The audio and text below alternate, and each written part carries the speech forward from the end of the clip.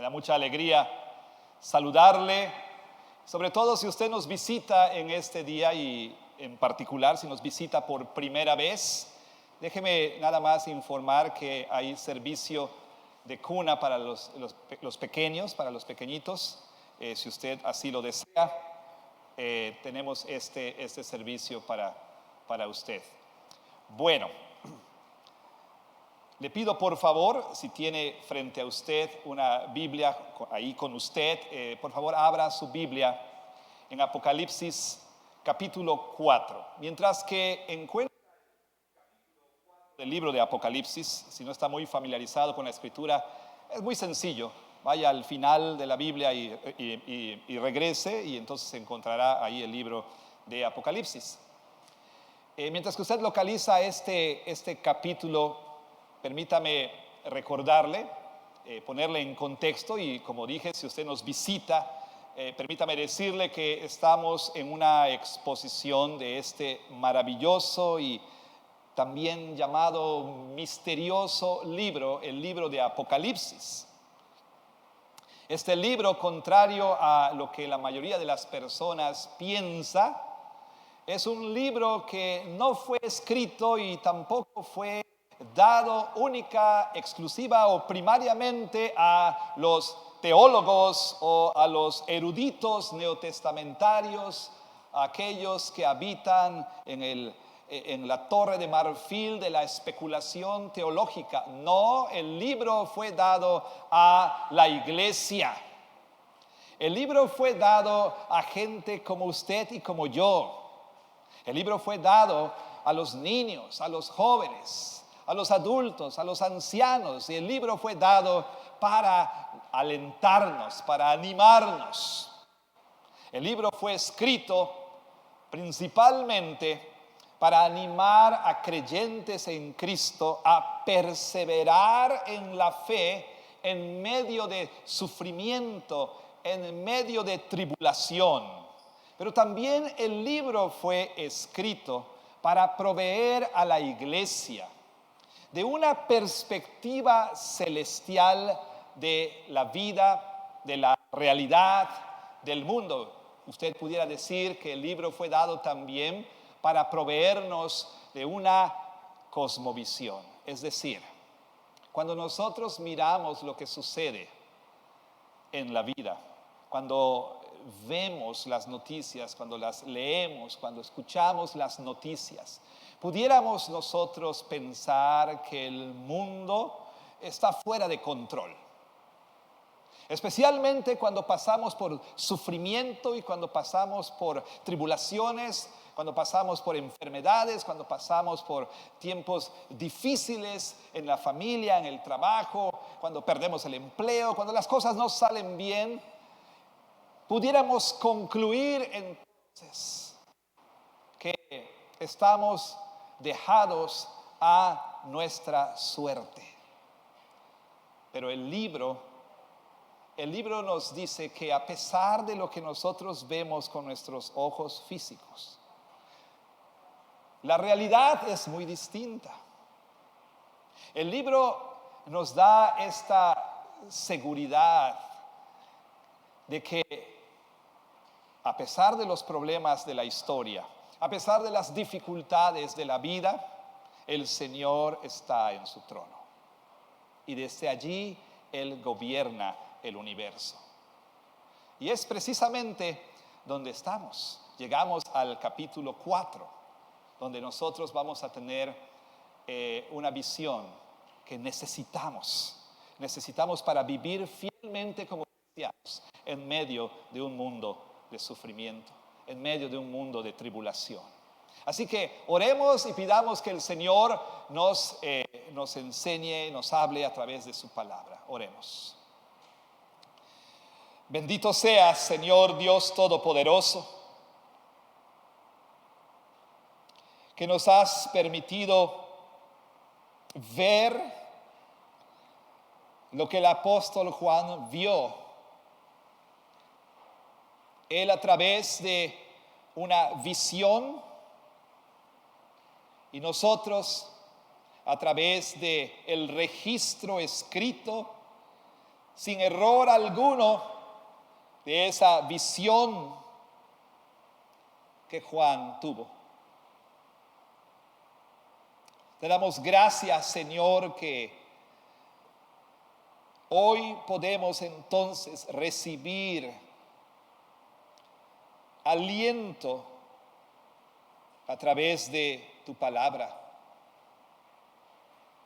Te rogamos que permitas al predicador entonces, para bendición y beneficio de tu pueblo y para tu pueblo, permítele exponer fielmente estas palabras.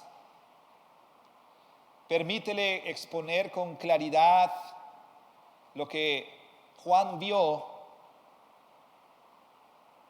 Permítele, Señor, entonces, predicar tu palabra con fidelidad. Te rogamos que al escuchar lo que tú nos dices en tu palabra, podamos responder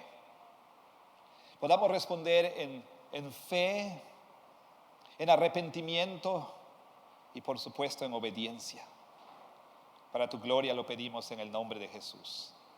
Amén. Cuando era chico tuve la oportunidad de tal vez viajar un par de veces en avión. Y no es un secreto que a mí en particular no me gusta viajar en avión. Y cuando era chico pues tenía este deseo, esta fantasía, si usted quiere, algo que yo había visto en la televisión, que el piloto, el capitán, me permitiera entrar a la cabina. Solían hacer esto los pilotos antes del 9/11. Era algo muy común. Hoy todavía se sigue haciendo, pero esto es a discreción del piloto y normalmente lo hacen antes de despegar y ese tipo de cosas. Pero bueno, pues yo tenía el deseo de que se me permitiera entrar ahí a la cabina y sentarme en la silla del piloto y ver todos los controles y demás. Pero nunca se dio. Nunca se dio. Y bueno, aún más adelante en mi propia vida, debo decir, nunca había compartido esto con alguien, pero como no me gusta volar, de pronto así como que yo empezaba a fantasear, bueno, a lo mejor si me dejan entrar y me siento ahí en la cabina y veo que todo está bien, que los controles marcan que el combustible está bien, que la altitud está bien, que los alerones están funcionando bien y que todo está bien, entonces voy a tener un vuelo ahí en la cabina, viendo que todo está en perfectas condiciones. Obviamente hasta el día de hoy nunca se me ha dado. Pero fíjese que a diferencia de mi experiencia, a los cristianos se nos ha permitido a través de las Sagradas Escrituras entrar a la cabina de control, al centro de mando, al cuarto donde está el trono del universo. Y esto es muy necesario para nosotros. Le voy a decir por qué. Mire, en los capítulos anteriores, capítulos 2 y 3, Juan, el autor de este libro, Juan nos ha descrito la situación que enfrentaban 7 iglesias representativas de toda la iglesia en Asia Menor. Algunas de estas iglesias estaban sufriendo persecución, cruel persecución, dura persecución. Algunos de ellos habían sido echados a la cárcel. Otros habían perdido sus trabajos por ser cristianos. No tenían acceso a fuentes de ingreso para tener sostén y vivían en extrema pobreza debido a esa situación. Pero no solamente la iglesia estaba sufriendo por causas externas a ella, sino que también las iglesias, varias de ellas, habían sido infiltradas y pudiéramos decir infectadas por falsas enseñanzas. Es decir, la herejía se había introducido a la iglesia y con ella, por supuesto, inmoralidad y fornicación e idolatría y cosas como estas. Algunas de estas iglesias habían llegado a tan deplorable condición espiritual que solamente merecían recibir palabras duras de reprensión del Señor. Y el panorama entonces era muy sombrío para las iglesias. Y sobra decir que necesitaban aliento, necesitaban ánimo. Y así entonces, inmediatamente, después de describir esa situación, el Señor le concede al apóstol Juan una visión del trono celestial. Y como dice un autor, permítame compartir lo que él dice. No es accidente que la visión de Juan, la visión que él tiene del cielo, siga inmediatamente a los mensajes a estas 7 iglesias. La mejor manera de animar a iglesias sufrientes, a iglesias perseguidas, era darles un destello de la gloria de Dios. Y esta visión le recuerda a los creyentes, en medio de sus tribulaciones, en medio de su sufrimiento, en medio de la tentación, que Dios soberanamente controla todas las cosas y que algún día la voluntad de Dios, la cual ahora se hace en el cielo, también será hecha aquí en la tierra. Estas iglesias entonces necesitaban ánimo, necesitaban aliento, y qué mejor manera de alentarles que darles esta visión. Pero ¿qué de usted y qué de mí? Bueno, yo no sé cuál sea su situación particular en este día, pero por supuesto, algunos de nosotros están en sufrimiento, algunos de nosotros están en enfermedad, quizá algunos están enfrentando problemas en la familia, problemas en el trabajo, problemas con los hijos, problemas con los padres, problemas con la escuela, situaciones difíciles. Hablando de manera, digamos, personal, pero todos nosotros escuchamos que la situación está muy difícil. Estamos ante una inflación sin precedentes en los tiempos más recientes. No sé si usted se ha dado cuenta, pero el otro día estábamos platicando acerca de esto. Una, como le llaman, algunos le llaman cartón, otros le llaman reja de huevos, de blanquillos, como se les suele decir, está por encima de los 100 pesos ahorita. Antes uno decía, oye, ¿qué vas a comer? Pues hoy voy a comer pobremente huevo, decíamos, ¿no? Pero el día de hoy como que ya no es así como que comida muy pobre que digamos, ¿no? Se dice que las tortillas aumentarán de 23 pesos el kilo a 28 pesos el kilo. Que la barra de francés va a costar hasta 10, 11, 12 pesos. Y oímos que la gasolina cada día, la gasolina está cada vez como yo, ¿no? Cada día más cara, ¿no? La gasolina sube y sube y el panorama es un panorama sombrío, ¿no? Nos parece. Y por supuesto, oímos que cuando todos estábamos ya cantando victoria, ¿verdad?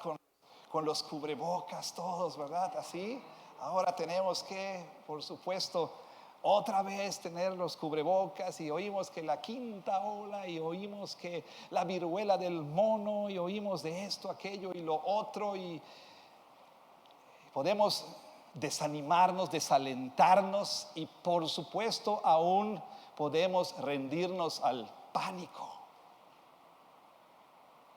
porque pareciera que este mundo está fuera de control. Y en medio de la situación que enfrentaban esas iglesias, Juan recibe esta invitación de la cual leemos aquí en el capítulo 4, versículo 1. Después de esto, referencia a lo que ha acontecido, miré y he aquí una puerta abierta en el cielo. Juan entonces dice, la primera voz que oí como de trompeta hablando conmigo dijo, sube acá y yo te mostraré las cosas que sucederán después de estas. En medio de todo esto, Juan recibe esta invitación para subir al cielo. Ahora, debe usted entender, porque claro está aquí, por ejemplo, el versículo 2 dice, al instante yo estaba en el Espíritu. Juan tiene esta visión. Entra en una especie de trance profético y en este trance Dios le traslada al cielo. Apocalipsis quiere decir revelación. Y entonces Dios le permite a Juan ver lo que estos ojos físicos no pueden ver. Le permite ver la realidad. Y así entonces Juan tiene esta visión del trono celestial. Ahora, muy importante señalar, el libro de Apocalipsis es muy complicado, dirían algunos, pero fíjese usted que podemos dividir o bosquejar el libro de manera muy... El libro tiene un prólogo y tiene un epílogo. Y en medio del prólogo y del epílogo hay 4 visiones principales. La primera visión, capítulo 1, la visión del Cristo resucitado en toda su gloria, en toda su majestad y en todo su esplendor. Una manera muy apropiada de empezar el libro. Segunda visión, capítulo 4. Tercera visión, capítulo 17. Y cuarta y última visión, capítulo 21. En esta segunda visión, Juan, como le dije, es invitado a entrar a la cabina. Es invitado a entrar al centro de mando, al centro de control. Y ahí entonces Juan nos dice lo siguiente. La primera voz que oí como de trompeta hablando conmigo, ¿a qué voz se refiere? A la voz del Señor Jesucristo. Le dijo, sube acá y yo te mostraré las cosas que sucederán después de estas. No, por favor, no pierda de vista qué estaba sucediendo, a qué se estaba enfrentando la iglesia. Tampoco pierda de vista aquello a lo que usted se enfrenta el día de hoy, pero escuche, ¿qué es lo que se le dice a Juan? Te voy a mostrar las cosas que sucederán, literalmente las cosas que deben suceder después de estas. Es decir, todo lo que viene a continuación en el libro de Apocalipsis. Y esto es muy importante, déjeme decirle por qué. Porque esto nos ayuda a apreciar, a entender y a apreciar algo que es vital. La historia está bajo el control de Dios. Todo lo que sucede en la historia sucede porque Dios lo ha decretado, porque Dios lo ha ordenado. Note qué es lo que dice. Te voy a mostrar las cosas que sucederán. El futuro podrá ser incierto en un sentido para nosotros, pero no para Dios. Aquí no se le dice a Juan, te voy a mostrar las cosas que podrían suceder, que pudieran suceder. No, te voy a mostrar las cosas que sucederán después de estas. Todo lo que viene en el futuro está bajo el control de Dios. ¿Por qué? Porque Dios es el autor de la historia, porque Dios ha escrito la historia y no hay nada que suceda que Dios no haya decretado o determinado. Eso trae gran consuelo y ánimo y aliento para el creyente en Jesucristo, porque nos ayuda a entender que nosotros no vivimos una incertidumbre, porque nos ayuda a entender que las cosas no suceden por accidente o por casualidad. Y nos ayuda a entender que no hay nada que haya de suceder en nuestro futuro que no esté bajo el control de Dios. Y es interesante entonces que lo primero que Juan ve ahí es un trono. Vea el versículo 2. Y al instante yo estaba en el Espíritu, y he aquí un trono establecido en el cielo. Ahora, de manera más importante, Juan no ve un trono vacío. Juan no ve un trono desocupado, sino que dice, y vi a uno sentado en el trono. Hermanos, hermanas, esto es dado para nuestro ánimo, para nuestro aliento.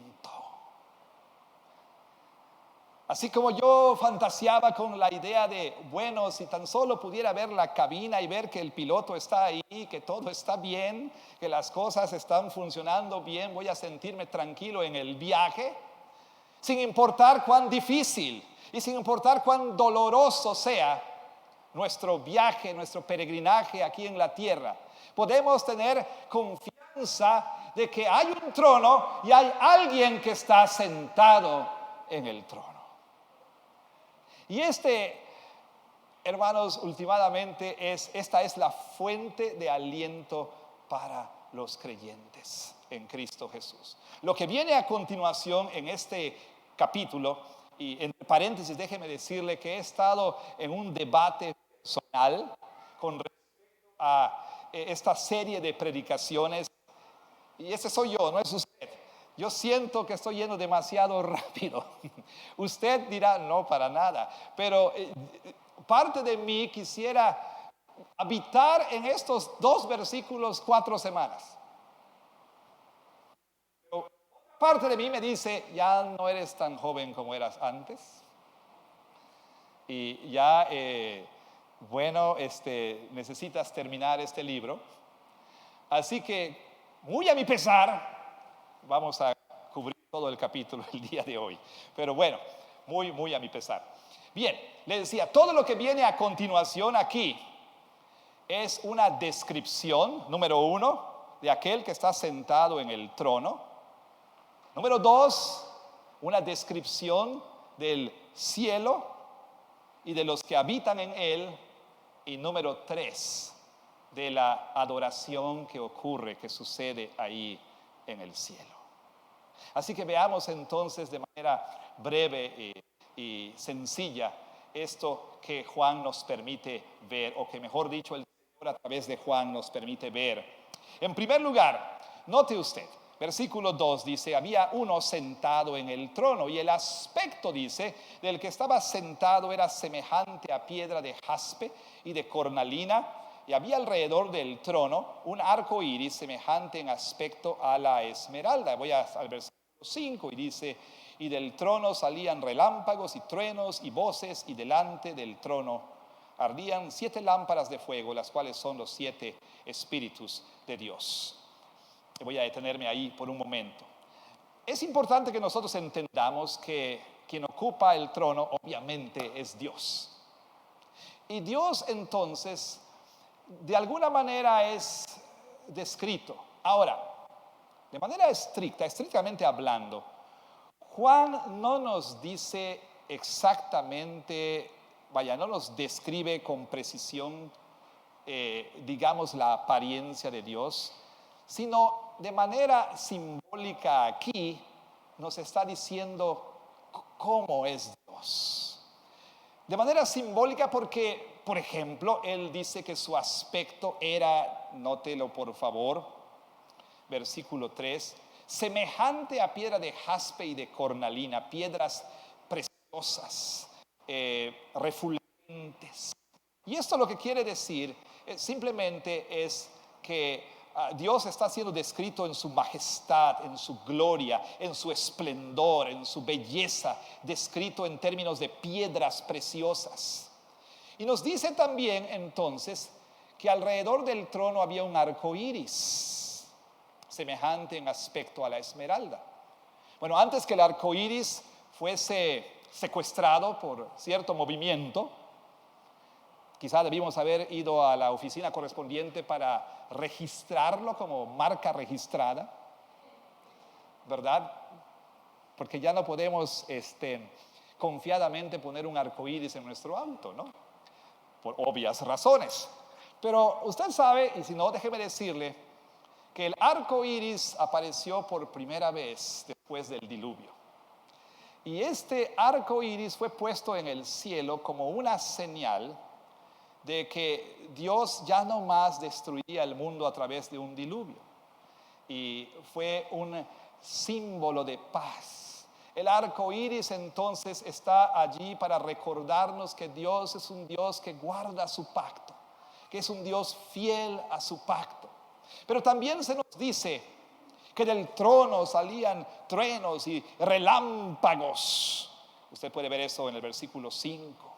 Y esto también nos recuerda aquella ocasión cuando Dios descendió sobre el monte Sinaí entre nubes de oscuridad y truenos y fuego y relámpagos. Todo esto como una manifestación visible de la majestad y la santidad de Dios. Eso nos recuerda también, bueno, cuando Dios hizo este pacto con su pueblo Israel. Dios es descrito como el Dios del pacto, como el Señor del pacto, que se sienta en el trono. Ahora, también tenemos una descripción de ese lugar donde Dios está. Y para poder entender esto de una manera más profunda y más amplia, sería muy bueno que nosotros pudiéramos conocer nuestro Antiguo Testamento. Lugares como Éxodo 24 o Ezequiel 1 o Isaías 6 y Daniel 7 y otros lugares donde podemos nosotros encontrar precisamente la base de esta visión. De manera muy simple, déjeme decirle que lo que tenemos aquí es el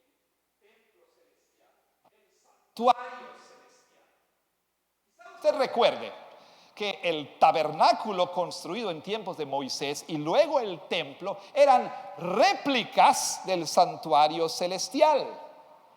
Y aquí estamos viendo la realidad. Y vemos el templo comenzando desde el lugar santísimo, es decir, vemos el trono, ¿sí? En el Antiguo Testamento, en el tabernáculo, había una sección que se llamaba el lugar santísimo, donde estaba el arca del pacto, que era el símbolo del trono de Dios. ¿Qué es lo que inmediatamente ve después Juan? Vea usted, nos dice que versículo 5 nos dice también que había 7 lámparas ardiendo, 7 lámparas de fuego, las cuales son los 7 espíritus de Dios. Bueno, en el tabernáculo, en el lugar santo, había un candelabro, ¿sí? con siete lámparas. Y como ya hemos visto en el capítulo 1, esto aquí es un símbolo de la plenitud del Espíritu Santo. Entonces tiene usted el trono, luego tiene el candelabro, es decir, ahí obviamente el candelabro era un símbolo del Espíritu de Dios en su plenitud. Y después dice que, y vi, versículo 6, había como un mar de vidrio semejante al cristal. Bueno, también en el Antiguo Testamento, saliendo de este cuarto, tiene lugar santísimo, lugar santo, lugar santísimo, el trono de Dios. Lugar santo, ahí estaba entre otras cosas esa lámpara. Saliendo había una fuente, ¿sí? Un lavatorio que en tiempos de el rey Salomón fue llamado el mar. ¿Para qué servía esa fuente? Ahí se lavaban los sacerdotes antes de entrar al templo para servir. Así entonces usted lo que tiene aquí es una descripción del verdadero santuario. Bueno, este mar de vidrio, dicen algunos, también es una referencia a lo siguiente. El mar en la escritura y particularmente en el libro de Apocalipsis es un símbolo, ¿sí? Se asocia con el caos, con el mal, con la habitación de los demonios. No quiere decir que si usted se baña en el mar va a haber un demonio. No, eso estoy diciendo, es algo simbólico, ¿sí? Es algo simbólico Por eso es que usted, por ejemplo, ve que del mar, en el capítulo 13, del mar surge la bestia. ¿Sí? Y por eso en el capítulo 21 se nos dice: vi cielos nuevos y tierra nueva, y ya el mar no existía más. ¿Qué quiere decir esto? Bueno, la idea es que el mal no habrá más. Mal, ¿sí? No habrá más. Algunos arguyen no habrá mar en la nueva tierra, otros dicen que sí, otros dicen que no. Aquí nada más le hablo del aspecto simbólico. Entonces aquí hay un mar de vidrio, tranquilo, ¿verdad? No hay tumulto de olas, no hay caos, porque como alguien dice, en el cielo no hay pánico, en el cielo todo está en calma, ¿verdad? Entonces aquí tenemos esta descripción del santuario, pero se nos describen también aquellos que están ahí. Por ejemplo, vea usted, versículo 4. Alrededor del trono había 24 tronos, y vi sentados en los tronos a 24 ancianos, vestidos de ropas blancas, como con coronas de oro en sus cabezas. ¿Quiénes son estos 24 ancianos? Obviamente el libro de Apocalipsis es un libro simbólico y hay mucho que decir, pero déjeme decirle que hay dos opiniones principales. Una, la cual es la opinión de respetadísimos eruditos. ¿Quién soy yo para atreverme a contradecirles? Pero bueno, dicen que estos son ángeles que representan al pueblo de Dios. Esa es una opinión y hay sus argumentos. No tenemos el tiempo de desarrollar todos los argumentos, pero hay sus argumentos para esto. Así como hay quienes dicen que cuando a Juan se le dice escribe al ángel de la iglesia tal, en los capítulos 2 y 3, piensan que esos ángeles eran los ángeles que representaban a cada iglesia. Hay quienes dicen que esos 24 ancianos son parte del concilio celestial de Dios, donde Dios se sienta presidiendo en gloria. Bueno, los llamados Elohim, o todos los seres poderosos que habitan en el cielo. Pero hay otra postura, la cual es la de su humilde servidor, y esta postura nos dice que estos 24 ancianos simbólicamente representan a la totalidad de los redimidos. 12 y 12. 12 en el Antiguo Testamento, 12 en el Nuevo Testamento. 12 patriarcas, 12 tribus, 12 apóstoles, por supuesto. Entonces representa la totalidad de la iglesia. Ahora, ¿por qué yo pienso que esta es la mejor explicación y no la de los ángeles? Bueno, por la sencilla razón, entre otras, de que nunca se dice en la Escritura, si bien a veces a los ángeles se les describe vestidos de blanco, ¿verdad? Aún en el libro de Apocalipsis, nunca se dice en la Escritura que los ángeles se sientan en tronos o sobre tronos. Nunca, ni en el libro de Apocalipsis ni en ningún otro lado. Los ángeles, dice el escritor de Hebreos, son espíritus ministradores. Es decir, ellos fueron creados para servir a Dios y para servir a su pueblo. Pero en cambio, Jesucristo prometió a sus discípulos que si eran fieles y leales, algún día se sentarían sobre tronos. Y lo que es más, vayamos al contexto. Terminando el capítulo 3, ¿qué se le promete a aquellos que se arrepintieran en la iglesia de la Odisea? Versículo 21, al que venciere, le daré que se siente conmigo, ¿dónde? En mi trono, así como yo he vencido y me he sentado con mi Padre en su trono. Entonces, estos 24 ancianos es un símbolo de los redimidos, ¿verdad? De la compañía entera de los redimidos, vistos entonces en el contexto del cielo. Aquellos que ya están ahí en presencia de Dios. El viernes, nuestra hermana Rosita fue a ocupar su lugar allí en la iglesia que está en el cielo. Y también se nos describen a otros habitantes del cielo. ¿Quiénes son estos? Por cierto, antes de ver a estos otros, esos ancianos están vestidos de ropas blancas, referencia que encontramos en Apocalipsis para los redimidos, y también tenían coronas. Una y otra vez se le prometió a los vencedores corona de vida, ¿verdad? Bueno, ¿qué otros habitan el cielo? Nos dice el versículo 6 y 7. Después de describir el mar de vidrio, nos dice que había ahí junto al trono, alrededor del trono, 4 seres vivientes llenos de ojos delante y detrás. El primer ser viviente era semejante a un león, el segundo era semejante a un becerro, el tercero tenía rostro como de hombre y el cuarto era semejante a un águila volando.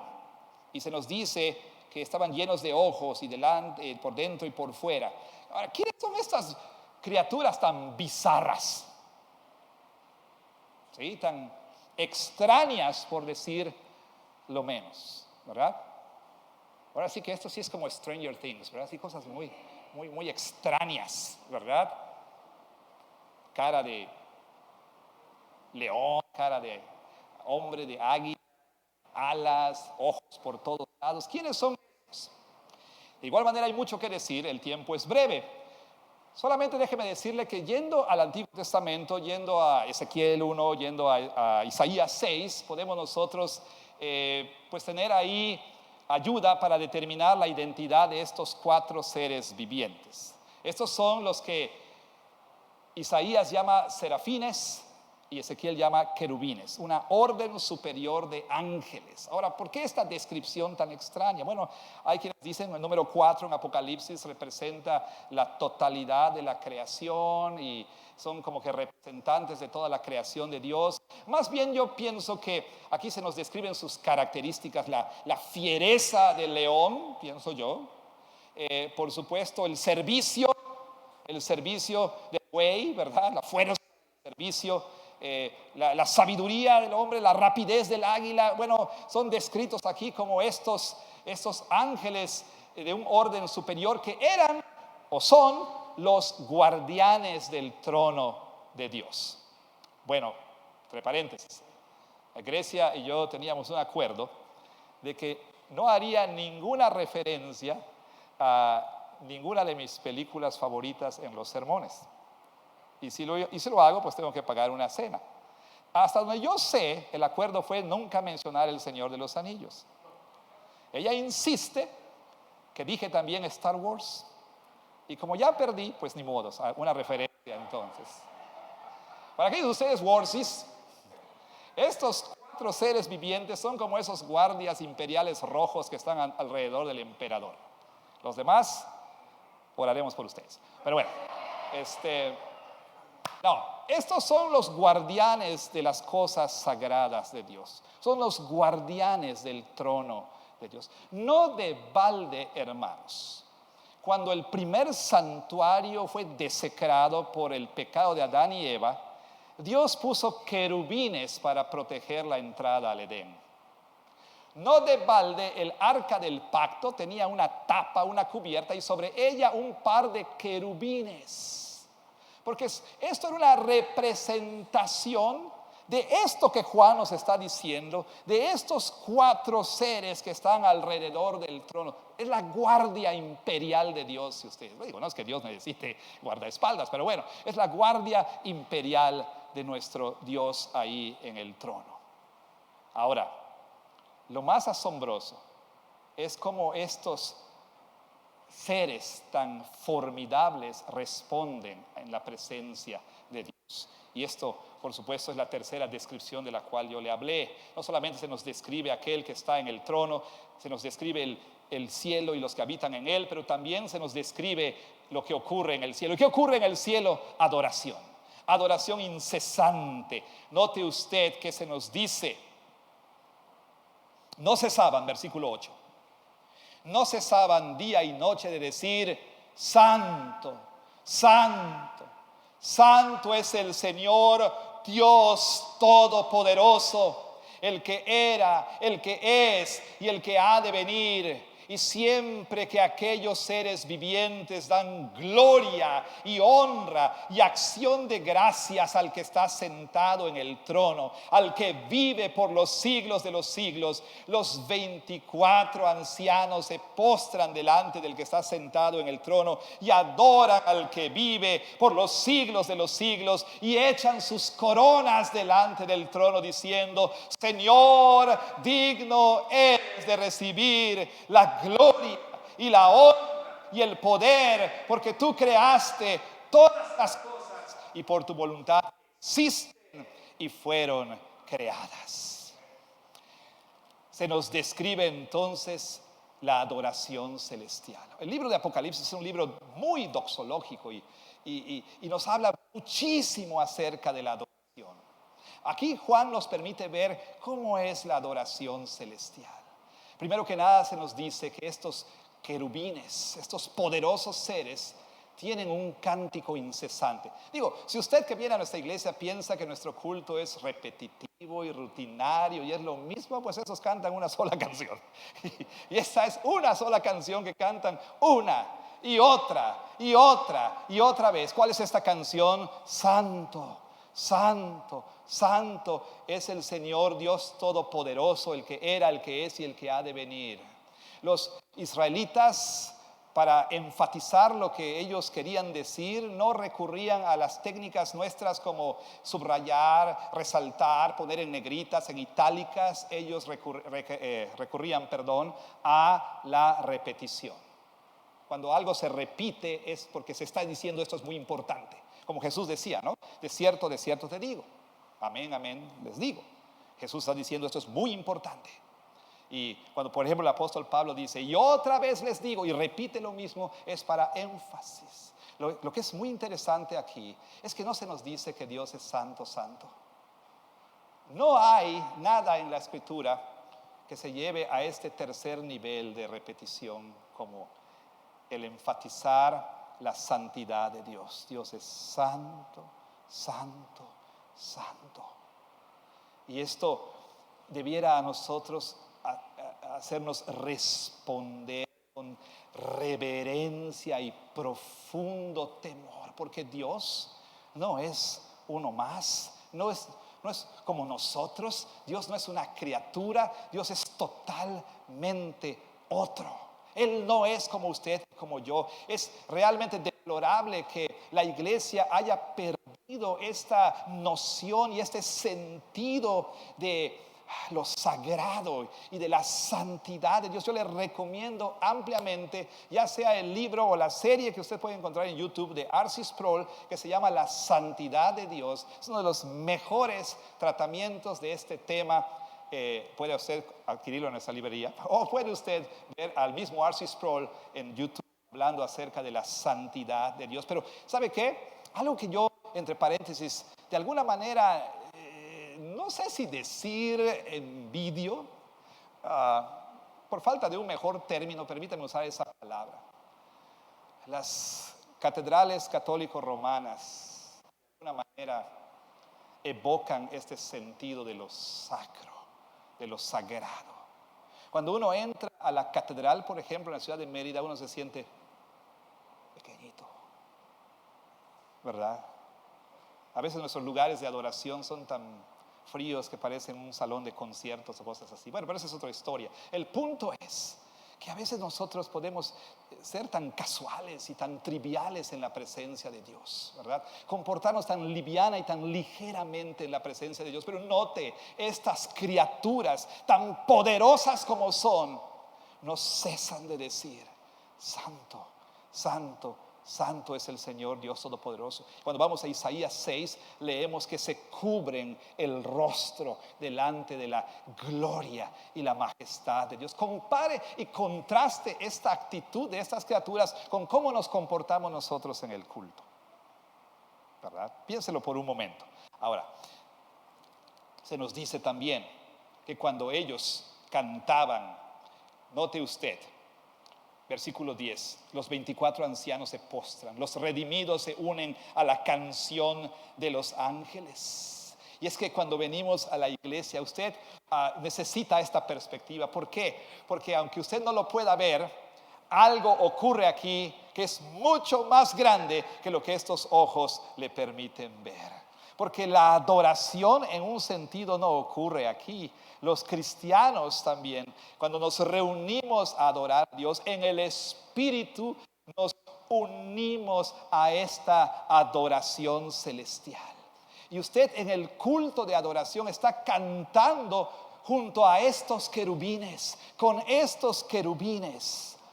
En el culto también usted está cantando y adorando a Dios con estos 24 ancianos, número simbólico por supuesto, que se postran ante el trono de Dios, toman sus coronas y las arrojan a sus pies en señal de que el único que merece la gloria, la honra y la adoración es Dios. Hoy, al reunirnos, hermanos, estamos adorando con el arcángel Miguel y el arcángel Gabriel y toda la hueste celestial y con esos querubines. Y también estamos adorando con Moisés y con David y con Abraham y con Pablo y con Pedro y con María Magdalena. Y estamos adorando con Lutero y Calvino y con doña Rosita también.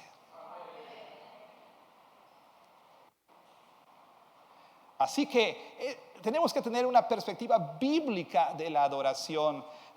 Y hay mucho más que decir, pero dejémoslo ahí. Y note usted, por favor, ¿cuál es el tema? ¿Cuál es el tema? Por supuesto, el reconocimiento de quién es Dios, de la santidad incomparable y majestuosa de nuestro Dios. Pero note cómo se describe a Dios, además de ser santo, santo. Se dice que Él es el que era, el que es y el que ha de venir. A Dios se le adora por ser el eterno Dios. Es muy importante. ¿Por qué? Mire, una de las preocupaciones que nosotros podemos tener es quién será el próximo presidente de México, por ejemplo. Y usted sabe que en la vida política de nuestro país, el 2024 ya se adelantó 2 años. Y ya está entonces la efervescencia política. Algunos en este país están polarizados, pues quieren que la transformación siga. Y otros dicen, no, queremos que alguien venga a componer todo el desastre, ¿no? En fin, hay opiniones divididas y obviamente no voy a hablar en apoyo de uno o de otro, pero lo que sí quiero decir es que es de preocupación para el mundo, para los países, quién ocupa pues el lugar de autoridad. En los Estados Unidos la preocupación es quién va a estar en la sala oval. Ahí, ¿quién será? ¿Biden o será Trump otra vez? ¿O quién va a ocupar ese lugar que en el mundo es visto como el lugar de más poder en la tierra? Es decir, el salón oval. Y así por el estilo.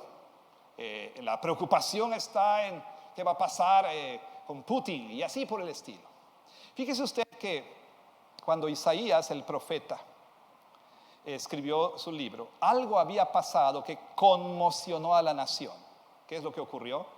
El rey había muerto. El rey Usías había muerto. Y había, por supuesto, agitación. ¿Qué va a pasar con la nación? ¿Qué va a pasar con nosotros en tiempos tan difíciles como los que estaban viviendo? Bueno, el mensaje del libro de Apocalipsis es que usted no tiene que preocuparse. Porque el que ocupa el trono es el que era, el que es y el que ha de venir. Es el Dios eterno. Usted no tiene por qué preocuparse pensando, oh no, ¿qué va a pasar con los planes de Dios? No tiene que preocuparse porque el que está en el trono es el Dios eterno. Y Él ha estado sentado, está sentado y estará sentado en ese trono para siempre. Por lo tanto, note usted la adoración que se le rinde aquí. Se dice al que está sentado en el trono, al que vive por los siglos. No hay por qué preocuparse entonces de quién ocupará ese trono, porque el Dios todopoderoso, el santo, santo, santo Dios estará para siempre sobre su trono. Y note usted que también Él es adorado, porque Él es el creador de todo. Versículo 11, Señor, digno eres de recibir la gloria y la honra y el poder. ¿Por qué? Porque tú creaste todas las cosas y por tu voluntad existen y fueron creadas. Oh, hermano, le debo decir, hay tantas cosas que podría decir, pero le debo decir que el mero hecho que usted esté respirando hoy es suficiente razón para adorarle. Porque Él le creó, y no solo le creó, Él le sustenta las galaxias. ¿Vio las fotos de este nuevo telescopio? Es impresionante, es increíble. El universo que está siendo conocido cada vez más si no las ha visto, vea estas fotos de este vasto universo. Dios controla todas esas galaxias y también Dios controla ese músculo en su pecho que se llama corazón. Y Dios permite que sus pulmones se inflen y se desinflen. Dios sostiene todas las cosas. Por eso es digno de adoración. Yo sé, hermanos, que la vida en este mundo caído es difícil.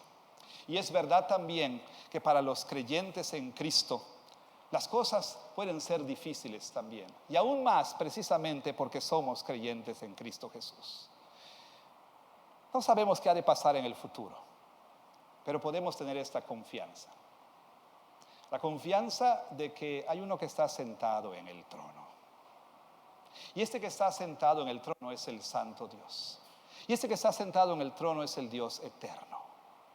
Y este que está sentado en el trono es el creador y el sustentador de todas las cosas. A veces quisiéramos que nos dieran seguridad de que todo va a estar bien. Hermanos, el mensaje del libro de Apocalipsis es este: al final todo va a estar bien. No importa cuán dura sea la vida, no importa por cuánto sufrimiento atravesemos, escuche, todo va a estar bien. A Juan se le permitió ver las cosas que deben suceder. El mundo no está fuera de control. La historia no sucede al azar ni por accidente. Todo va a estar bien. A Juan se le permitió ver un trono y a uno sentado en el trono. Y es aquel que gobierna todas las cosas. Todo va a estar bien, hermanos. Cobremos ánimo, cobremos aliento en medio de la situación que enfrentamos. ¿Cómo? Mirando, cambiando de perspectiva. Deje de ver solamente con estos ojos físicos. Deje de ver solamente lo que ocurre aquí en la tierra. Levante, por así decirlo, los ojos al cielo. Levante su mirada al cielo y vea al Señor Dios Todopoderoso sentado en el trono y a Cristo Jesús su Redentor sentado a su diestra. Levante la mirada, deje de mirar su enfermedad, deje de mirar sus carencias, deje de mirar sus calamidades, deje de mirar lo que ocurre en esta vida. Levante sus ojos y vea la realidad de que lo que usted está pasando, lo que usted está experimentando, no es casualidad ni accidente, sino es parte de este plan que tiene un Dios santo que está en control perfecto del universo. Así entonces, bueno, no se me permitió ver nunca, y todavía tengo la esperanza, que en mi próximo viaje, si es que hay alguno, el capitán me diga: ven a sentarte con nosotros aquí en el vuelo. Así ya no voy a agarrar la mano de mi esposa ahí. Deja de sentarte, ven a sentarte con nosotros, ven, vas a viajar con nosotros. No se me permitió ni se me permitirá tal cosa, pero sí se me ha permitido a través de la Escritura ver el verdadero cuarto de control, el verdadero centro de mando, el trono, el lugar del trono de Dios. Y al ver esto, por la gracia de Dios puedo tener paz. Si usted no es creyente en Cristo, en algún momento usted buscará desesperadamente algo que le dé paz, algo que le dé esperanza, algo que le dé seguridad. Y estará tratando de ver aquí y allá, tratando de encontrar todo eso. Pero le voy a decir una cosa: no importa dónde vea, no va a encontrar ni paz, ni seguridad, ni esperanza. La única manera es que por obra del Espíritu Santo usted pueda llegar a ser un verdadero creyente en Cristo. Y de esta manera pueda recibir esta perspectiva de la realidad, la cual le dará confianza en un mundo como el mundo en el que vivimos. Le invito a que después del culto podamos platicar sobre cómo usted puede conocer a este que está sentado en el trono. Que Dios bendiga su palabra. Amén.